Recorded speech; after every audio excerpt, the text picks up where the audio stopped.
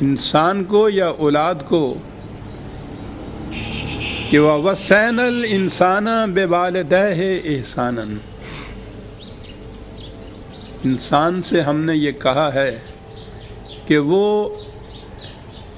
اپنے ماں باپ کو فراموش نہ کرے، بڑھاپے میں ان کی جو کمیاں ہو گئی ہیں، ان میں ڈیفیشنسیز جو ہو گئی ہیں، ان کو پورا کرے۔ احسان کے معنی یہی ہوتے ہیں کہ جس میں کوئی کمی ہو جائے اس کمی کو پورا کر دیا جائے۔ قرآن کریم میں متعدد مقامات پہ والدین کے ساتھ احسان کا ذکر اور حکم آیا ہے، تاکید آئی ہے۔ کہیں یہ کہا گیا ہے کہ ان کے ساتھ نرمی سے برتاؤ کرو، درست کلامی پہ نہ اتر آؤ۔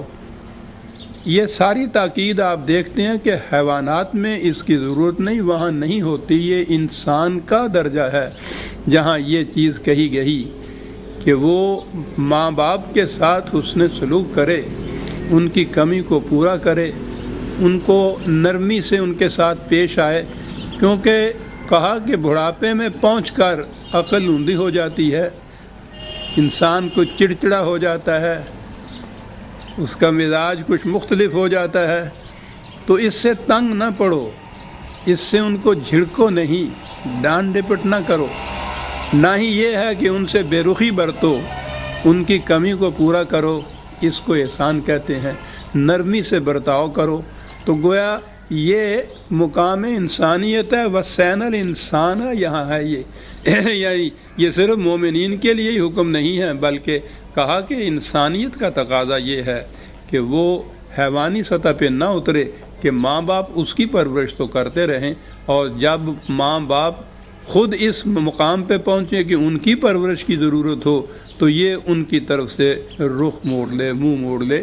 اس کا تقاضا یہ ہے کہ یہ پھر ان کی پرورش کرے۔ کما ہو ربیانی صغیرن، قرآن نے کہا ہے کہ انہوں نے بچپن میں جس طرح سے تمہاری نگہ برداشت کی تھی، پرورش کی تھی، تربیت کی تھی، ربوبیت کی تھی، اس عمر میں یہ خود اپنی ربوبیت کے قابل نہیں رہے ہیں، تو ان کی اس کمی کو پورا کرو۔ تو گویا یہ انسانیت کا تقاضا بتایا۔ آپ دیکھیے کہ یہاں وَصَّيْنَا الْإِنسَانَ ہے، یہ اس میں مومن اور کافر کی بھی تمیز نہیں ہے، حیوان اور انسان کی تمیز ہے صرف۔ اس سے کہا یہ گیا ہے کہ ماں باپ کے ساتھ احسان کرے۔ ایک بات جو اکثر اس سے پہلے بھی کئی مرتبہ آ چکی ہے، اور وہ یہ ہے کہ ہمارے ہاں جو عام عقیدہ ہے کہ ماں باپ کی اطاعت فرض ہے، یہ غلط ہے۔ قرآن نے کہیں ان کی اطاعت کو فرض قرار نہیں دیا، ان کے ساتھ اس نے سلوک کی ہی تاکید کی ہے۔ اور یہ بڑی اہم چیز ہے، بظاہر ایک یہ چھوٹا سا نقطہ ہے، لیکن یہ زندگی کے بڑے اہم اصولوں میں سے ایک بات ہے۔ میں نے جیسا کہا ہے کہ ہمارے ہاں بھی عام طور پہ یہ ہے کہ ماں باپ کی اطاعت فرض ہے، اور باقی مذاہب میں تو پوچھو نہیں کہ ماں باپ کی اطاعت کو، اطاعت میں زور دوں گا اس لفظ پہ، کتنی اہمیت دی گئی ہے۔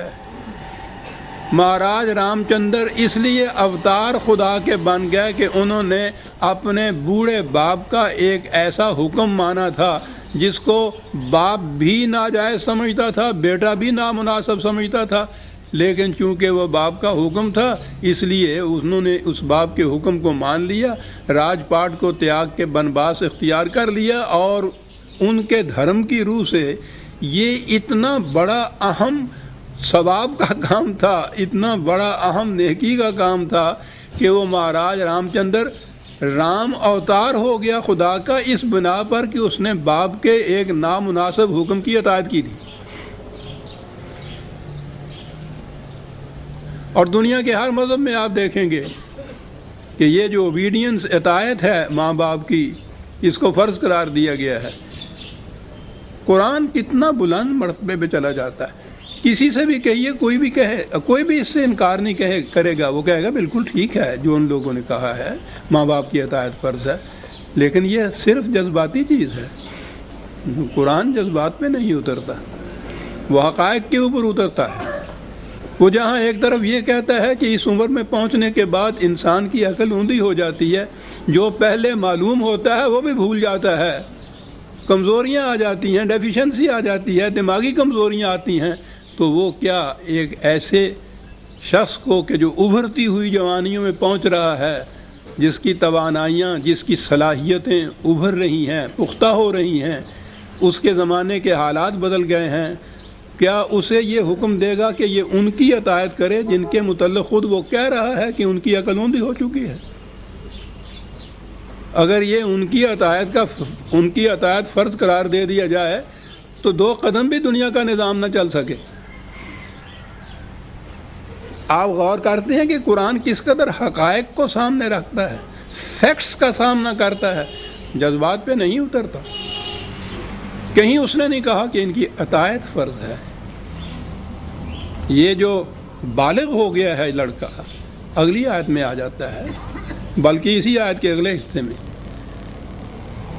سن رشد کو پہنچتا ہے، جوانی کے پہنچتا ہے، پختگی کو پہنچتا ہے، تو یہ تو ابھر رہا ہوتا ہے اور وہ ماں باپ نیچے جا رہے ہوتے ہیں۔ تو یہ کبھی بھی ایک ایسی جنس کو کہ جو ابھرنے والی ہو، اسے کبھی یہ نہیں کہے گا کہ تم ان کی اطاعت کرو جو نیچے جانے والی ہیں۔ اور یہی چیز نسلوں کے اوپر بھی ہے۔ آنے والی نسل اپنے دور کی جو ہے وہ اس کو کبھی یہ نہیں کہتا کہ تم جو چلی گئی ہے نسل، جن کو اسلاف کہتے ہیں، ان کی اطاعت اور ان کی پیروی کیا کرو۔ کہتا اپنے حالات آپ خود سامنے رکھو، عقل و فکر سے کام لو۔ قرآن نے گائیڈینس کے لیے رہنمائی تمہیں دے دی ہے، اس رہنمائی میں اپنے قدموں سے آپ چلو، اپنی آنکھوں سے آپ دیکھو۔ تو یہ چیز جو ہے، یعنی قرآن کے تو ایک چھوٹے چھوٹے احکام بھی جو ہیں وہ انفرادیت پیدا کر دیتے ہیں، منفرد بنا دیتے ہیں اس کی تعلیم کو باقی دوسرے مذاہب کی تعلیم سے۔ یہ فیکٹس کو سامنے رکھتا ہے۔ اس نے کہیں نہیں کہا کہ ماں باپ کی اطاعت فرض ہے۔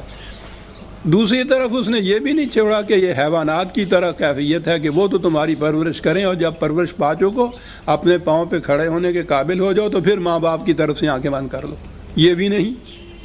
غور فرمایا آپ نے کس قدر حقائق کو سامنے رکھتا ہے قرآن؟ حیوانات سے اس کو منفرد کیا کہ نہیں، ماں باپ ہیں، جب وہ اپنی پرورش کے آپ قابل نہ رہیں، بڑھاپے میں پہنچیں، کمزوریاں ان میں آ جائیں، ان کی کمزوریوں کو رفع کرو، نرمی سے ان کے ساتھ پیش آؤ، حسن سلوک سے ان کے ساتھ پیش آؤ۔ اور ادھر یہ بھی نہیں کہا ہے کہ ان کی اطاعت تم پر فرض ہے، اپنے فیصلے آپ کرو، تم بہتر پوزیشن میں ہو ان کے مقابلے میں اپنے فیصلے کرنے کے لیے۔ آپ ذرا ادھر ادھر نگاہ دوڑا کے دیکھیے کہ اس غلط مفروضے نے کہ ماں باپ کی اطاعت فرض ہے، یعنی جو کچھ وہ کہیں وہ کرنا خدا کے حکم کی روح سے فرض ہے، معاشرے میں کتنی تباہیاں پیدا کرتا ہے۔ وہ ماں حکم دیتی ہے کہ ابھی طلاق دے دو، نکال دو اس بیوی کو، جس نے میرے حق میں گستاخی کی تھی۔ اطاعت فرض ہے۔